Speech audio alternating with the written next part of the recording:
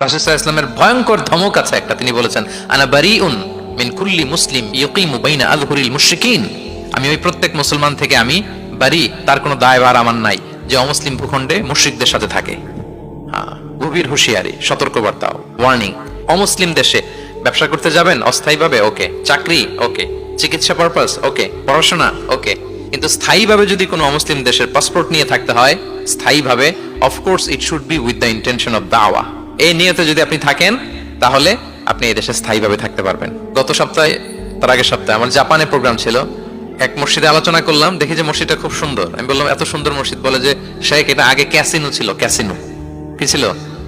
Casino চিনেন তো? জুয়ার আসর বসতো আর কি এখানে। বলে যে আমরা ক্যাসিনো কিনে এটার মসজিদ বানায় ফেলছি। অ্যাট্রাকটিভ প্রেজেন্টেশনের অভাবে আমরা ইসলামের কথাকে তুলে ধরতে পারি না।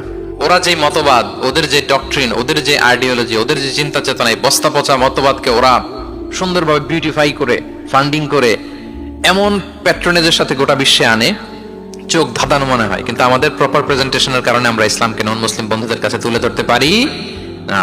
এজন্য আমরা অমুসলিম দেশে যারা থাকি, এটা আমাদের সবার দায়িত্ব। We all are the ambassador of Islam in a non Muslim land.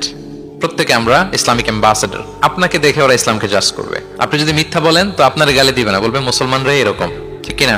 আপনি লেনদেনে যদি কারচুপি করেন, বলবে মুসলমানরাই এরকম। এজন্য আপনাকে অ্যাম্বাসেডরের ভূমিকা পালন করতে হবে নন মুসলিম দেশে। এবং নন মুসলিম দেশে স্থায়ীভাবে যদি কেউ থাকতে হয়, তার দাওয়াতের নিয়তে থাকতে হবে। It's a must, I repeat.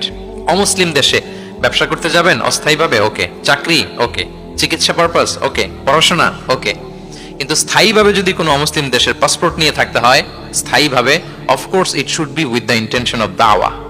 দাওয়াতের নিয়তে থাকতে হবে। যেমনটি রাসূল সাল্লাল্লাহু আলাইহি ওয়াসাল্লাম সাহাবারা ইসলামের সুমহান বাণীকে প্রচার করার জন্য অমুসলিম ভূখণ্ডে ছড়িয়ে পড়েছেন। এজন্য যারা পাসপোর্ট পেয়ে গেছেন সাউথ কোরিয়ার, অথবা এদেশে আছে নাকি সিস্টেম পাসপোর্ট পাওয়ার? আছে?